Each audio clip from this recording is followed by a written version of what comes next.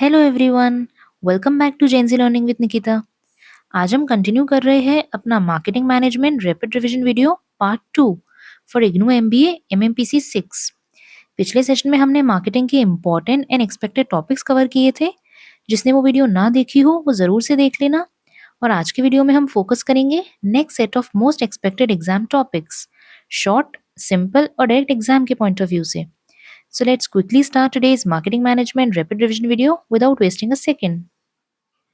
चलिए अब देखते हैं next topic, consumer buying decision process. Consumer buying decision process हमें बताता है कि कस्टमर प्रोडक्ट खरीदने से पहले और बाद में कैसे सोचता है, मीन्स वो क्या क्या कंपेयर करता है और कैसे डिसाइड करता है।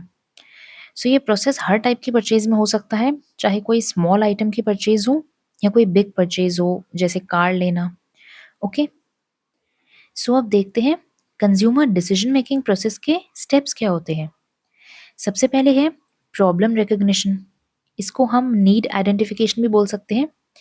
सो ये प्रोसेस तब स्टार्ट होता है जब कस्टमर को किसी चीज़ की नीड या कोई प्रॉब्लम फील होती है। जैसे फॉर एग्जांपल एक कस्टमर की पुरानी कार बार बार खराब हो रही है, सो उसे न्यू कार खरीदने की नीड है। अब ये नीड कुछ internal factors and external factors से ट्रिगर भी हो सकती है, जैसे desire for purchasing new car या फिर लाइफस्टाइल या स्टेटस, या कुछ एक्सटर्नल फैक्टर्स जैसे एड्स या peer influence. So first step में तो एक कस्टमर की नीड आइडेंटिफाई होती है। ओके, देन सेकेंड स्टेप है इंफॉर्मेशन सर्च। एक बार नीड आइडेंटिफाई होने के बाद कंज्यूमर इंफॉर्मेशन गैदर करता है ताकि वो बेस्ट परचेज कर सके। अब ये सर्च इंटरनल और एक्सटर्नल कैसे भी हो सकती है, लाइक अपने उसके पास्ट एक्सपीरियंस के बेसिस पे, या वो फ्रेंड से डिस्कस करेगा, कुछ एड्स देखेगा, ऑनलाइन रिव्यूज़ देखेगा। लाइक एक कस्टमर को अगर कार परचेज करनी है सो वो कार के मॉडल सर्च करेगा, यूट्यूब पर रिव्यूज़ देखेगा, माइलेज एंड प्राइस को कंपेयर करेगा। सो इस स्टेप में होती है information search. Then next step है इवैल्यूएशन ऑफ ऑल्टरनेटिव्स। यहाँ पर एक कंज्यूमर डिफरेंट ऑप्शंस को कंपेयर करता है, लाइक कार की प्राइस, फीचर्स, माइलेज, ब्रांड की reputation, resale value etcetera. For example जैसे वो अलग अलग कार के ब्रांड्स देखेगा, लाइक मारुति, होंडाई, टाटा, किया, इन सब के प्रोज एंड कॉन्स को कंपेयर करेगा। सो इस स्टेज में कंज्यूमर डिसीजन क्राइटेरिया बनाता है, like safety, comfort, budget, design. So यहाँ पर ऑल्टरनेटिव्स इवैल्यूएट किए जाते हैं। ओके, उसके बाद नेक्स्ट स्टेप है परचेज डिसीजन। मीन सारे ऑल्टरनेटिव्स इवैल्यूएट करने के बाद कंज्यूमर फाइनल डिसीजन लेता है कि उसे कौन सा प्रोडक्ट परचेज करना है। जैसे उस कस्टमर ने डिसाइड किया कि वो टाटा नेक्सॉन परचेज करेगा because of safety rating plus features. So इस स्टेज में स्टोर का एक्सपीरियंस, ऑफर्स, ईएमआई प्लान्स और सेल्स पर्सन बिहेवियर, ये सब चीज़ें भी उस कस्टमर के डिसीजंस को इन्फ्लुएंस करेंगे। राइट, सो ये होता है परचेज डिसीजन। उसके बाद आता है post purchase behaviour. Means purchase के बाद कंज्यूमर प्रोडक्ट को यूज़ करके कितना सेटिस्फाइड है। सो वो अपने सेटिस्फैक्शन को इवैल्यूएट करेगा। सो अगर एक्सपीरियंस पॉजिटिव होगा तो कस्टमर लॉयल्टी डेवलप होगी। बट अगर एक्सपेक्टेशंस मैच ना हो और कस्टमर डिससेटिस्फाइड हो अगर ब्रांड से या प्रोडक्ट से, तो इस टर्म को हम बोलते हैं कॉग्निटिव डिसोनेंस। मीन्स इससे डाउट क्रिएट होता है उस ब्रांड की तरफ। सो इस केस में कंपनीज क्या करती है, आफ्टर सेल सर्विसेज देती है और कस्टमर सपोर्ट से ट्रस्ट बिल्ड करती है। सो ये होता है पोस्ट परचेज बिहेवियर। ओके, चलिए अब देखते हैं next topic, services marketing. So service का मतलब होता है एक इनटेंजिबल एक्टिविटी जो कस्टमर को पेमेंट के बदले में प्रोवाइड की जाती है। हम सर्विसेज को टच नहीं कर सकते या स्टोर करके नहीं रख सकते या फिजिकली ओन नहीं किया जा सकता है, ये सिर्फ एक्सपीरियंस किया जा सकता है। राइट, फॉर एग्जाम्पल जैसे education, banking, transport, health care, hospitality, telecom या फिर सैलून, ये सब सर्विसेज के एग्जाम्पल्स हैं। राइट, सो सर्विसेज मार्केटिंग उन ऑफरिंग्स, मतलब उन सर्विसेज को प्रमोट करने का प्रोसेस है जो टेंजिबल प्रोडक्ट नहीं है बल्कि कोई एक्सपीरियंस, परफॉर्मेंस या कोई एक्टिविटी होती है। एंड सर्विसेज का नेचर गुड से बिल्कुल डिफरेंट होता है, इसलिए उनकी मार्केटिंग करने की स्ट्रैटेजीज भी अलग होती है। And services mostly human driven होती है, इसलिए क्वालिटी, डिलीवरी और कस्टमर सेटिस्फैक्शन भी बहुत इंपॉर्टेंट होते हैं। सो ये होता है सर्विसेज मार्केटिंग। अब देखते हैं कैरेक्टरिस्टिक्स ऑफ सर्विसेज। सबसे पहले है इंटेंजिबिलिटी। मीन सर्विसेज इंटेंजिबल होती है, हम उसको टच नहीं कर सकते, टेस्ट नहीं कर सकते या देख नहीं सकते, सिर्फ एक्सपीरियंस की जा सकती है। फॉर एग्जाम्पल जैसे education, banking advice, doctor consultation, right. Second, inseparability means service deliver करना और कंज्यूम करना साइमल्टेनियस होता है। मतलब जिस टाइम पर सर्विस डिलीवर की जाती है उसी टाइम पर कंज्यूम की जाती है। इसमें सर्विस प्रोवाइडर और कस्टमर दोनों का इन्वॉल्वमेंट ज़रूरी है। फॉर एग्जाम्पल जैसे सैलून में हेयर कट कराना, कस्टमर प्रेजेंट ही ना हो तो सर्विस पॉसिबल ही नहीं है, राइट। उसके बाद है वेरिएबिलिटी मीन्स इसमें ह्यूमन इन्वॉल्वमेंट होने के कारण सर्विसेज की क्वालिटी हर टाइम सेम नहीं होती। फॉर एग्जाम्पल जैसे रेस्टोरेंट का सर्विस एक्सपीरियंस कभी बहुत अच्छा हो सकता है, कभी एवरेज हो सकता है। सो सर्विसेज वेरी कर सकती है, राइट। उसके बाद है पेरिशेबिलिटी मीन्स सर्विसेज को स्टोर करके नहीं रख सकते हम, या इन्वेंट्री में होल्ड करके नहीं रखा जा सकता है। फॉर एग्जाम्पल जैसे अगर डॉक्टर का अपॉइंटमेंट स्किप हो गया तो वो स्लॉट तो वेस्ट हो गया, कल वापस से उसी स्लॉट को तो हम रीयूज नहीं कर सकते, right. So services perishable nature की होती है। So these are the characteristics of services, okay. So अब हम बात करते हैं सर्विस डिलीवरी सिस्टम की। सर्विस डिलीवरी सिस्टम का मतलब होता है सर्विस कैसे कस्टमर तक पहुंचती है, कैसे प्रोसेस एग्जीक्यूट होता है और कौन डिलीवर करता है। ये पूरा सिस्टम सर्विस क्वालिटी और कस्टमर सेटिस्फैक्शन डिसाइड करता है, राइट। सो अगर सर्विस डिलीवरी स्ट्रांग हो तो एक्सपीरियंस स्मूथ होता है, वीक डिलीवरी से कस्टमर डिससेटिस्फैक्शन होता है। सो ये होता है सर्विस डिलीवरी सिस्टम। चलिए अब देखते हैं components of service delivery system. Means service delivery में कौन कौन से कंपोनेंट्स इन्वॉल्व है। सबसे पहले people means employees, staff, representatives जो डायरेक्टली कस्टमर से इंटरेक्ट करते हैं। इनका बिहेवियर, कम्युनिकेशन और प्रोफेशनलिज्म सर्विस की क्वालिटी डिफाइन करता है। फॉर एग्जाम्पल जैसे रेस्टोरेंट के वेटर्स, बैंक के एम्प्लॉयज, हॉस्पिटल में नर्सेस, राइट। सो ये है पीपल। उसके बाद है प्रोसेस मीन्स सर्विस डिलीवरी का पूरा step by step flow. So clear process से सर्विसेज फास्ट, कंसिस्टेंट और एफिशिएंट होती है। फॉर एग्जाम्पल जैसे हमने ऑनलाइन फूड ऑर्डर किया, सो पहले फूड प्रिपेयर हुआ, देन पैक्ड हुआ, then out for delivery, then deliver हुआ। सो ये पूरा process means step by step flow, okay. उसके बाद है फिजिकल एविडेंस, मतलब वो टेंजिबल एलिमेंट्स जो कस्टमर को सर्विस का एक्सपीरियंस और ट्रस्ट प्रोवाइड करते हैं। फॉर एग्जाम्पल जैसे होटल का एम्बियंस, एटीएम का clean setup, restaurant decor, branded delivery packaging, ये सब एग्जाम्पल है फिजिकल एविडेंस के जो कस्टमर का एक्सपीरियंस और ट्रस्ट डेवलप करते हैं, राइट। अब कुछ एग्जाम्पल्स देख लेते हैं of effective service delivery systems. जैसे डोमिनोज का डिलीवरी मॉडल, ये कैसा है, fast delivery promise, real time tracking, standardise process across outlets. So इससे कस्टमर ट्रस्ट और सेटिस्फैक्शन दोनों हाई होते हैं, राइट। और उसके अलावा ओला या उबर जैसे ऐप बेस्ड बुकिंग होती है, real time driver tracking, cashless payment है, driver rating system. So process plus people दोनों मिलकर एक्सपीरियंस डिलीवर करते हैं। सो ये कुछ एग्जाम्पल्स हैं इफेक्टिव सर्विस डिलीवरी सिस्टम्स के, ओके। चलिए अब एक और चीज़ देख लेते हैं, extended marketing mix for services. वैसे तो 4 पीज होते हैं मार्केटिंग के, product, price, place and promotion. But services marketing में 7 पीज होते हैं, product, price, place, promotion, people, process and physical evidence, okay. So product means actual service offering, means actual में जो सर्विस ऑफर की जा रही है वो प्रोडक्ट है यहाँ पे। प्राइस मीन्स उस सर्विसेज को ऑफर करने की फी, चार्जेस या सब्सक्रिप्शन। प्लेस मीन्स सर्विसेज कहाँ और कैसे डिलीवर की जा रही है। प्रमोशन मीन्स उस सर्विस को प्रमोट करने के वेज जैसे advertising, digital marketing, PR. People means कौन कौन से लोग इन्वॉल्व है वो सर्विस प्रोवाइड करने में, मीन्स एम्प्लॉयज, स्टाफ एक्सेट्रा, जिस पे सर्विस क्वालिटी डिपेंड करती है।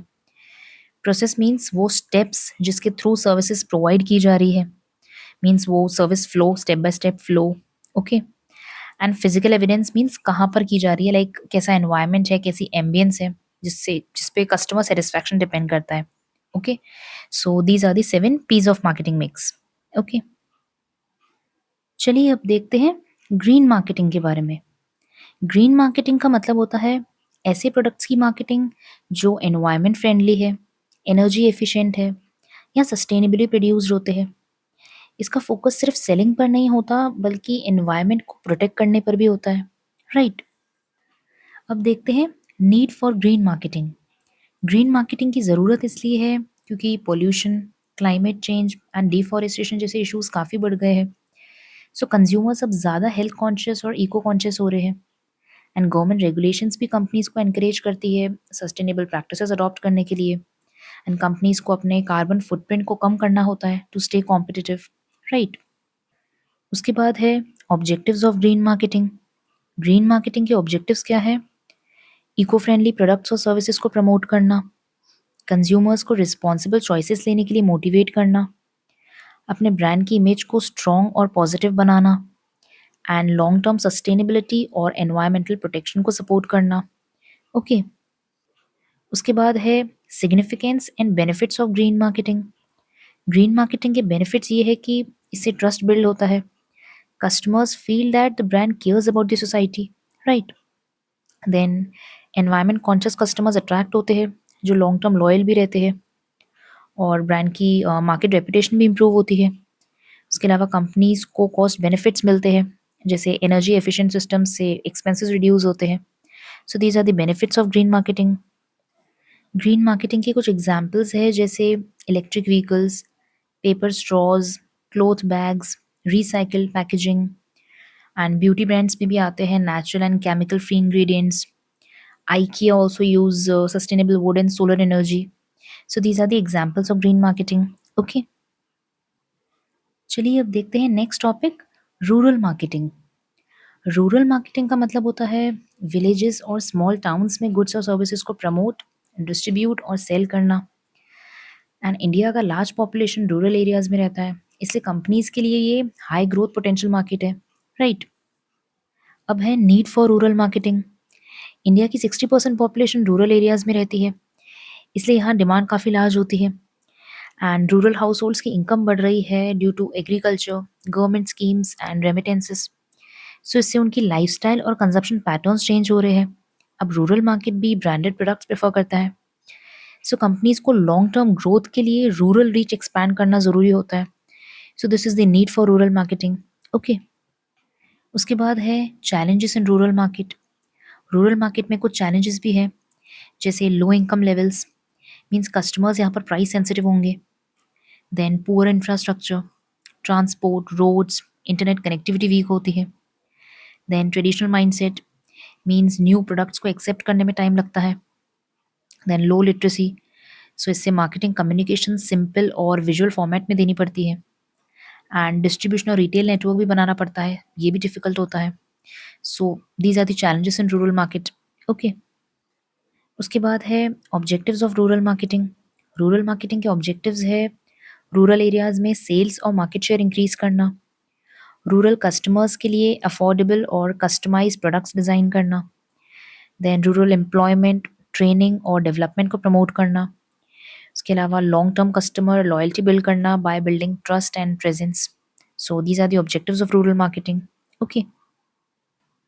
चलिए अब बात करते हैं internet marketing versus digital marketing की। इंटरनेट मार्केटिंग क्या होता है? इंटरनेट मार्केटिंग का मतलब है सिर्फ वेब बेस्ड प्लेटफॉर्म्स यूज़ करके अपने प्रोडक्ट्स और सर्विसेज को प्रमोट करना। इसमें उन्हीं एक्टिविटीज़ को इंक्लूड किया जाता है जो इंटरनेट ब्राउज़र या वेबसाइट के थ्रू चलती है, राइट। इसके कुछ की पॉइंट्स होते हैं, इसमें websites, blogs, online articles, email campaigns का यूज़ होता है। Then SEO, search engine optimisation, और SEM, search engine marketing, internet marketing के मेन टूल्स होते हैं। एंड इसका फोकस मेनली इंटरनेट यूजर्स और वेब ट्रैफिक को अट्रैक्ट करने पर होता है। एंड इसमें इंटरेक्शन लिमिटेड होता है, mostly one way communication. Okay, so this is internet marketing. उसके बाद है डिजिटल मार्केटिंग।